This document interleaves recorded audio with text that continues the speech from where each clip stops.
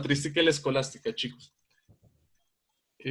Bueno, antes de empezar, quisiera preguntarles, viendo las imágenes de la escolástica y la patrística, patrística es la imagen que tienen a su izquierda, la que está un Jesucristo con una mano extendida y la otra sosteniendo la Biblia, y la de la escolástica, que es un señor dictando clases, literalmente, a 4 niños.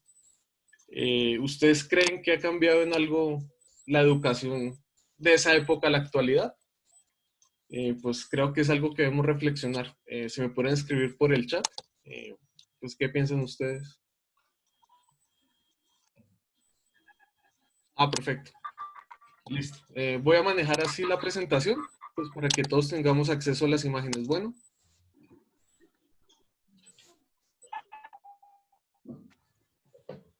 bueno, acá lo que nos dice en el chat es que Juan Mondragón, perdón, Meneses nos dice que la educación, lástima que no ha cambiado, y pues es el...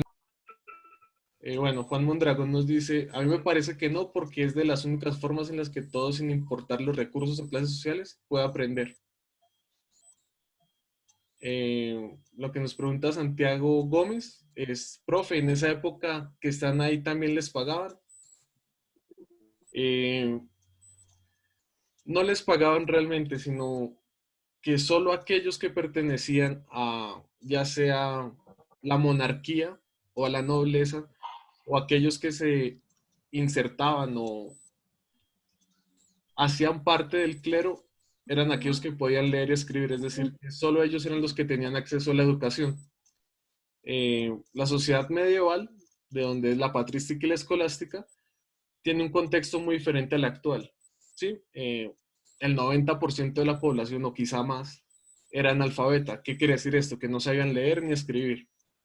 La segunda cuestión, la Edad Media se da después de la caída del Imperio Romano. No obstante, el latín es la lengua que predomina. ¿Sí? Eh, ya ahorita leo el comentario de María. Bueno, el latín era la lengua que predominaba. No obstante, el uso del latín de forma cotidiana eh, tuvo ciertas cuestiones vulgares que derivó en las lenguas romances que conocemos actualmente. ¿Qué son estas lenguas romances? El español, el francés, el italiano, el portugués, ¿sí? ¿Por qué se dan estas variaciones del latín a las lenguas romances? Porque se da un uso, una pragmática del lenguaje que diría Habermas, en donde el uso del lenguaje configura al lenguaje mismo. Es decir, que el latín lo usaba el vulgo, que es el pueblo, y se fue en cierta forma despurificando, entre comillas, y de origen a las lenguas romances. Listo.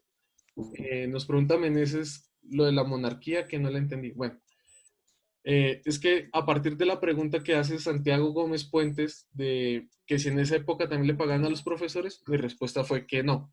¿Por qué? Porque solo los nobles y la monarquía, Profe, y además, qué pena, ¿alguien me habla por micrófono?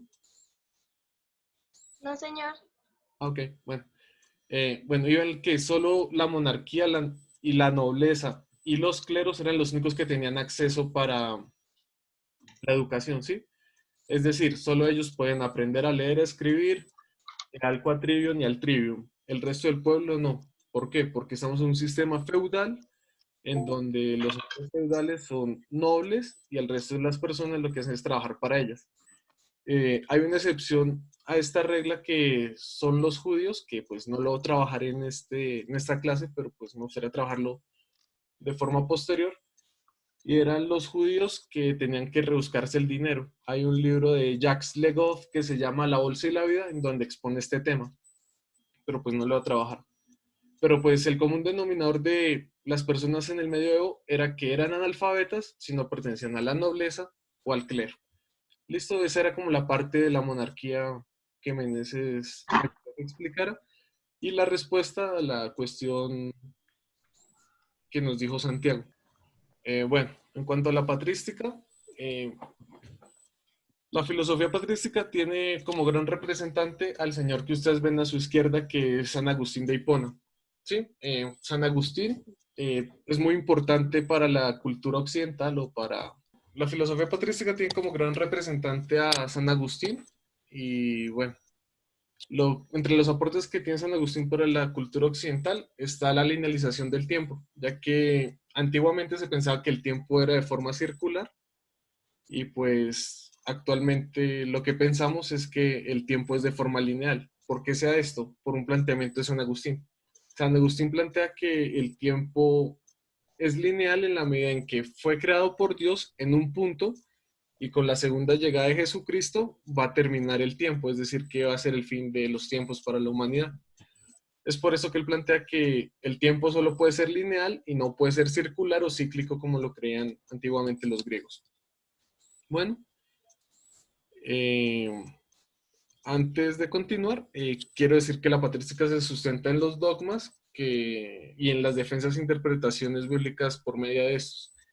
Bueno, ¿qué son los dogmas? Los dogmas son un sistema de pensamiento o, o aquello que sustenta un sistema de pensamiento y que no puede ponerse en duda dentro de un sistema.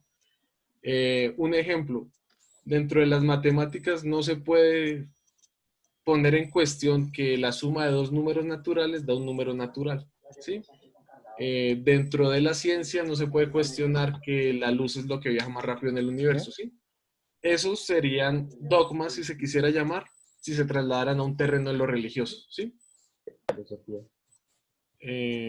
¿Todos están viendo las diapositivas? Sí. Ok, Sí, bueno. Dentro de las características de la patrística, como lo pueden ver en la diapositiva, están la apologética y la dogmática.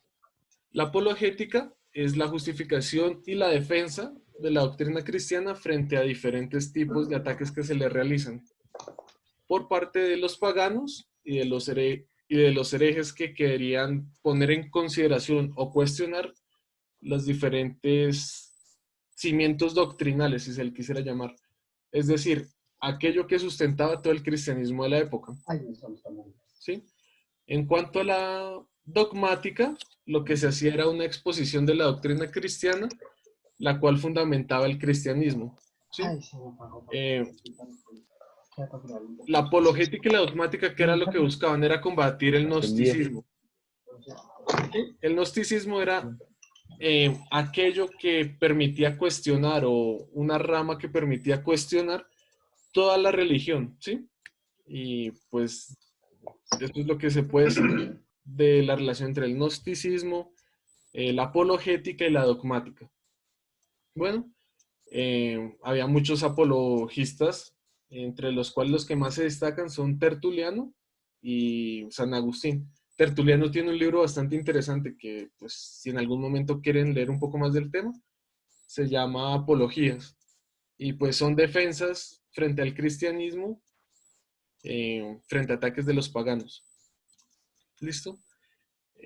Bueno, de los apologetas se puede decir que hay dos grandes escuelas, una que es la escuela de Alejandría, que hace los estudios desde diferentes puntos de vista, pero siempre teniendo la razón como cuestión fundamental. Tertuliano era parte de esta, de la escuela de Alejandría. Recuerden, Alejandría es razón. Y había otra escuela que era la de Antioquia.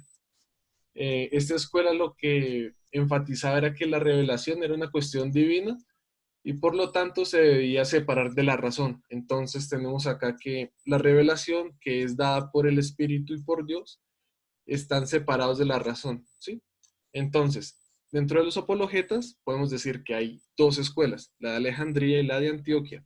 La de Alejandría predomina la razón y en la de Antioquia lo que hace es que pone por encima la revelación que la razón, ¿sí? Le da una preponderancia a la revelación. ¿Qué es la revelación? Es algo que Dios le da al hombre para interpretar la Biblia y todo este tipo de cuestiones religiosas. Bueno, dentro de estas dos escuelas aparece San Agustín, es el primero que intenta hacer como un equilibrio entre la fe y la razón, la filosofía y la teología, lo humano y lo cristiano, y lo que busca es dar ciertas razones de credibilidad para interpretar la Biblia y darle un sustento más racional a la cristiandad, de tal forma que la busca sacar de una crisis que venía luego de la caída del Imperio Romano. Listo. En ese sentido, podemos decir que con San Agustín se empieza lo que sería el crecimiento de la Edad Media, donde uno de los problemas centrales es la relación entre filosofía y teología. ¿Por qué es una relación entre filosofía y teología? Porque San Agustín ya dice como, listo, la revelación no me es suficiente, la interpretación no me es suficiente, tengo que empezar a acudir a la razón. Si acudo a la razón, estoy acudiendo a la filosofía. Entonces tengo que empezar a poner preceptos, razonamientos antiguos de la filosofía, especialmente de Platón y Aristóteles, al servicio de la teología para que me den un sustento mucho más racional y lógico. ¿Sí? Parte tenemos a Santo Tomás y la escolástica. Bueno, la escolástica de forma muy vulgar, si se quisiera llamar, me están diciendo que les aparece un cuadro. Bueno, voy a salir en el modo pantalla completa. Listo.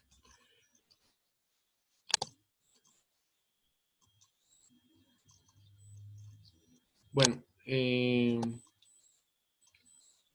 tenemos que por su parte la escolástica tiene como mayor exponente a Santo Tomás de Aquino, y pues la escolástica lo que busca en términos filosóficos es establecer una relación entre teología y filosofía sustentada en la patrística, ¿sí?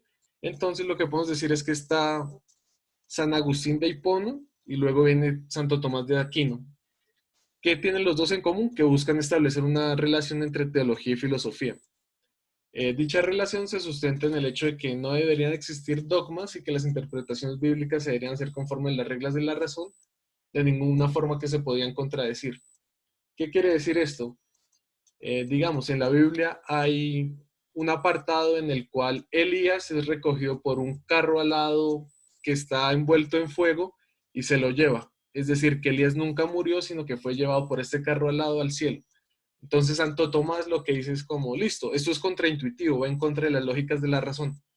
¿Qué debemos hacer? Hacer otra interpretación que sea más válida, que sea más sustentable y tomar el carruaje no como algo literal y algo revelado por Dios, sino más bien por una cuestión metafórica para decir otra cosa.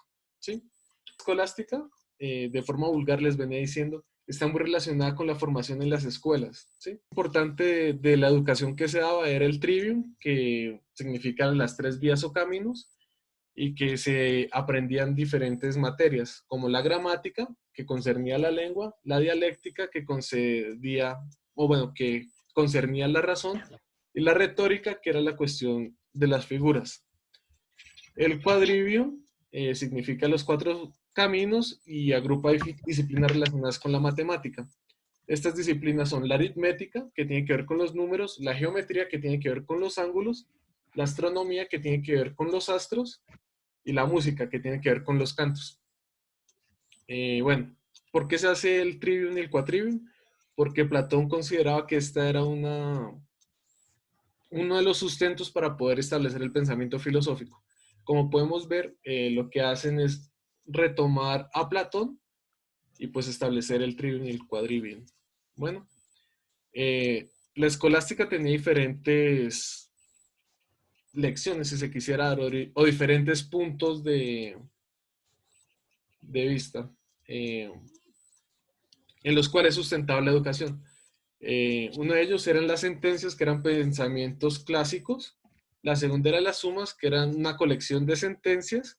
Y la tercera eran las cuestiones disputadas, que eran problemas que empezaban a disputar dos personas. De ahí es donde viene el término disputa, ¿sí? Que es una cuestión dialéctica. ¿Por qué dialéctica? Porque hay dos personas que están defendiendo dos posiciones diferentes y a partir de esas dos posiciones diferentes surge una tercera. Bueno, eh, y ya para concluir por tiempo, qué pena chicos, podríamos decir que la Iglesia Católica tiene origen con Constantino en el año 313. La patrística y la escolástica buscaban por dos caminos diferentes establecer una relación entre fe y razón, Y el modelo de escuela que tenemos en la actualidad se debe en gran parte a la escolástica y a Carlomagno.